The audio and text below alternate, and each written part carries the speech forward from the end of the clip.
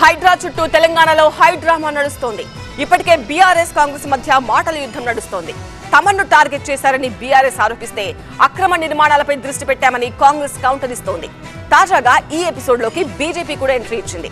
ఇద్దరు తోడు దొంగలే అంటూ బీజేపీ కౌంటర్ ఇస్తోంది. విపక్షాలను ఇరికించేలా బీఆర్ఎస్ హెచ్ గ్రేటర్ లో అక్రమ కట్టడాల కూల్చివేత ప్లాన్ తెల్లారంగానే గ్రేటర్ పరిధిలో ఉన్న ఎమ్మెల్యేల కండువాలని మారిపోయినాయి. 3 రంగులకి వెళ్ళి గులాబీ రంగులకు వచ్చినాయి, ఇంకో రంగులకి వెళ్ళి ఇళ్ళకి వచ్చినాయి. ఇది బీఆర్ఎస్ వాళ్ళు అధికారంలో ఉన్నప్పుడు కాంగ్రెస్ వాళ్ళని ఉద్దేశించి రాపించిన వారు. ఇలా మరి రేవంత్ రెడ్డి గారు ముఖ్యమంత్రి అయినరు, మస్తు చేస్తున్నాడని కొంతమంది అనుకుంటున్నారు. వీళ్ళు ఇంకో పేపర్లో రాపించారు ఏమని, బీఆర్ఎస్ నేతల భూ కబ్జాలపై యాక్షన్ షురు. ఎందుకే బీఆర్ఎస్ వాడు ఒకటి, ఎందుకే కాంగ్రెస్ ఓని కొట్టుర్రి, ఎంఐఎం ఓని కొట్టుర్రి, ఎవరైనా తొవ్వదప్పి మా బీజేపీ వాళ్ళు ఉంటే అలాగే కూడా కొట్టుర్రి.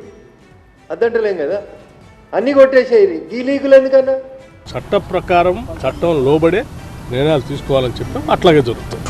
ఇక్కడ అధికార పార్టీయా లేకపోతే ప్రతిపక్ష పార్టీ అనేది అంశం కాదు. ప్రజలకు సంబంధించిన నగరాన్ని, ప్రజలకు సంబంధించిన లేక్స్ని కాపాడటం అనేది ప్రభుత్వం యొక్క ప్రధాన బాధ్యత. ఆ బాధ్యత చేస్తుంది.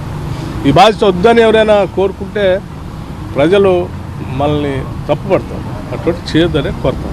2 ప్రధానంగా ప్రభుత్వ ఆస్తుల్ని ఎవరు అక్రమంగా ఆక్రమించినా కూడా ఇది ప్రజల ఆస్తి కదా, ప్రభుత్వ ఆస్తి ప్రజల ఆస్తి. కాబట్టి డెఫినెట్గా దాన్ని ప్రొటెక్ట్ చేయాలా. అంటే we have to send A message. గతంలో ఏం జరిగిందో భవిష్యత్తులో ఇటువంటివి జరగకుండా ఉండాలంటే జాగ్రత్తలు తీసుకోవాలా. అందులో భాగంగానే తీసుకుంటా ఉన్నాం.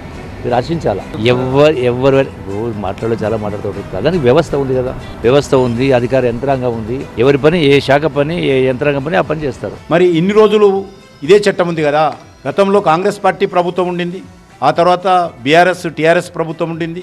అప్పుడు ఉన్నప్పటి నుంచి కూడా ఇవన్నీ సంస్థలు, ఇవన్నీ ఇల్లీగల్ యాక్టివిటీస్, చట్ట వ్యతిరేకమైనటువంటి కార్యక్రమాలు కొనసాగాయి కదా. మళ్ళీ అప్పుడు ఎక్కడ పోయినా మీ చట్టాలను అడుగుతా ఉన్నాను. అదే వ్యవస్థ కదా. మరి ఆ రోజేమో మీరు ఉన్నప్పుడే, అధికారం ఉన్నప్పుడే కట్టారు. ఈరోజు తొలగిస్తామంటే ఇన్ని రోజులు ఏ రకంగా కరెంట్ ఇచ్చారు, ఏ రకంగా ట్యాక్సీలు వసూలు చేశారు, ఏ రకంగా అనుమతులు ఇచ్చారు.